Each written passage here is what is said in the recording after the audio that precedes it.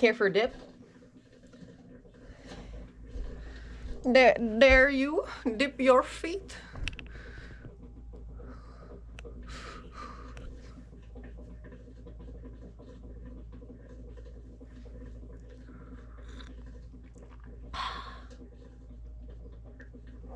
What do I want? I want to use this mouthpiece, this vessel, whatever this consciousness is streaming right now, for you to try and get on my frequency into the domain of my consciousness. How do I explain that? How do I make you see? What do you want to see? Ask and you shall receive. Be careful what you ask for, because it will bring you to a door that maybe makes your palms sweaty. Mom spaghetti, you know. So, love. Love's on the mind, baby. And I'm gonna let it shine.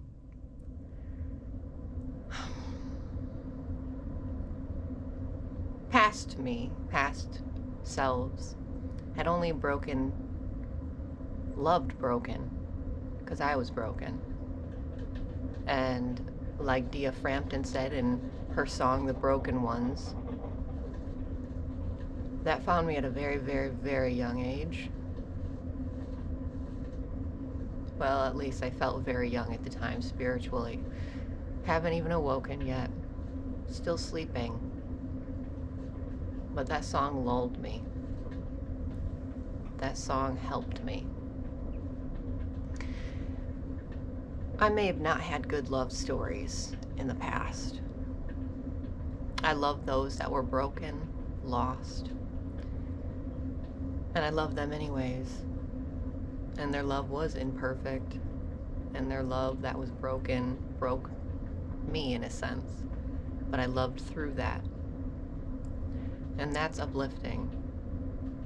And that helps me let go of resentment, hatred. And it wasn't always dark days, right? That's what makes situations like mine difficult.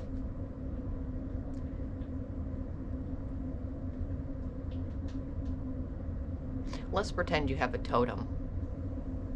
2 totems, the father and the mother. Our flesh, growing up, forgets the spirit at a point. You know, this world tries to make us forget that we are spirit living a human experience. And our totems are our flesh parents for a while, or maybe forever if we choose. But I had to destroy my original totems. And what's in its place is a mother and a father that is not from here, but I know they're there. And that gives me good dreams. That gives me good guidance of a parental figure reaching areas of my life where I didn't have one.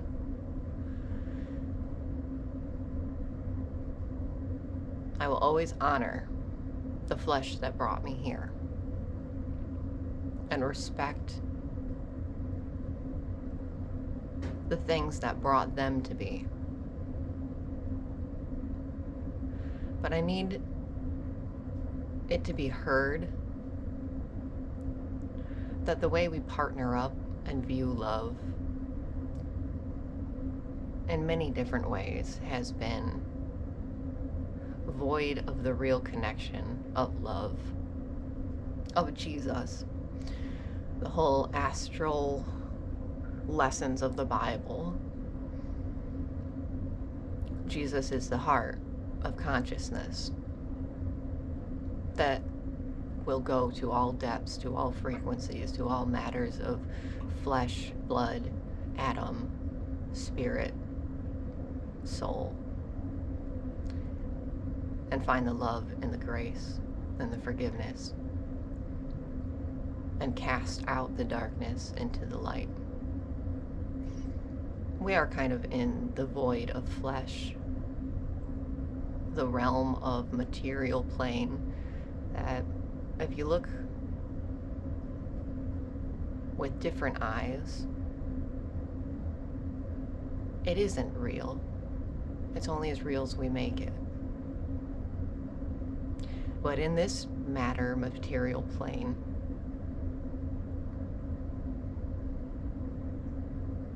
it has trampled on my mother, on my spiritual mother, and her teachings and her protections over children, women, men, sons, daughters, grandchildren. It's almost like she had been ripped, torn, and burned, along with the women in the past that were burned at stakes. They were not witches, they were women.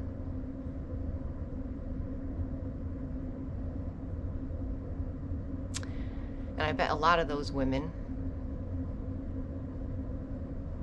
that were prosecuted had a very healthy and strong connection to the mother. And that scared people because the mother can be scary. If you look up many folklores, those that take the identity of her, she's scary. She comes hand in hand with life, rebirth, and calamity and death.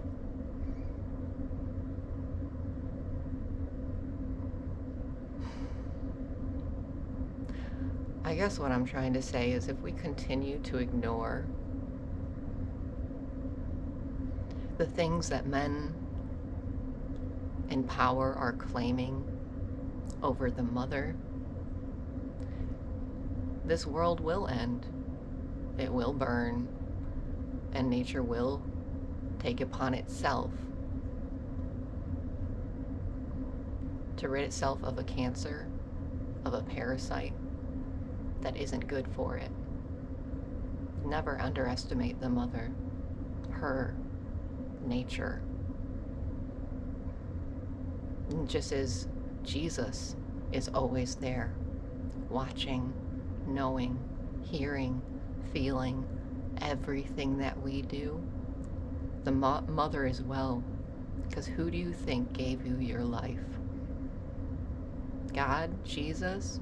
Of course. But also the mother that has almost been wiped out of our history books. But we still have her in folklore. We still have her in our dreams.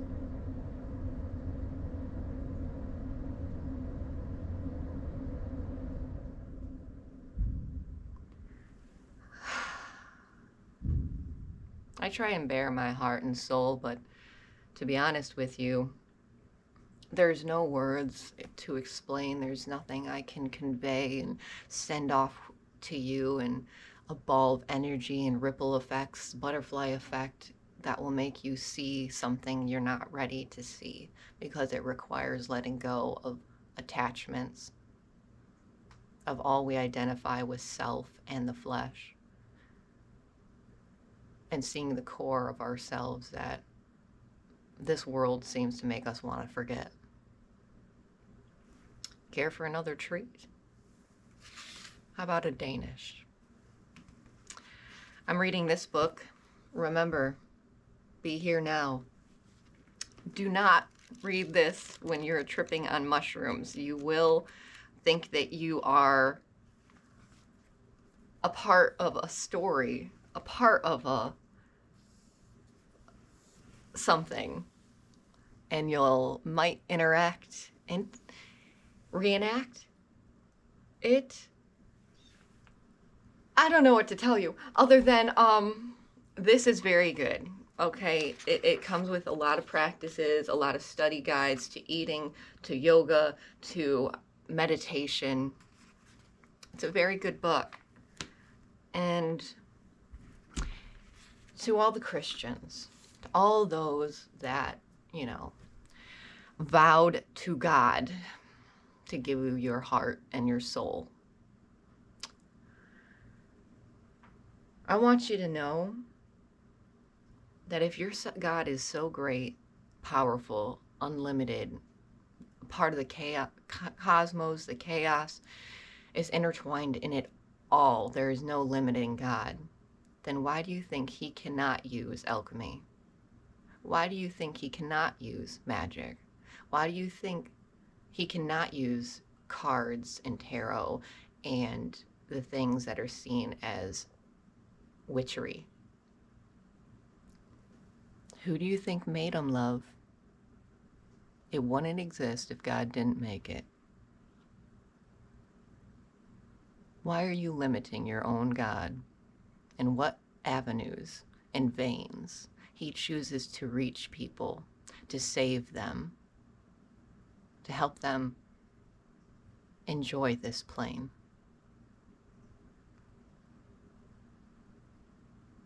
They did not burn witches. They burned women. How many nails did they nail into Jesus? How big were those nails? Supposed to be rising soon. At least that's what the holiday is for Easter. He rose again. The lamb that's blood was spilt to die for all of our sins rose again, and he is with us, watching already. Was that not good enough for you? For you to turn from your evil ways, your ignorance, your judgment? It's in his teachings. Why are you still so scared?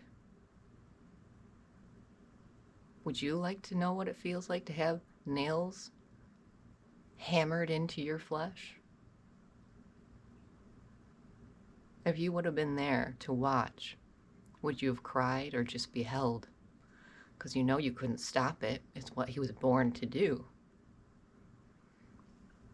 If you were able to watch the whole thing and then come back into your flesh bag of today, would you still be judging and hating and wanting to burn and off with their heads with all those around you, knowing somebody already died for you not to be living in such anger, hatred, resentment?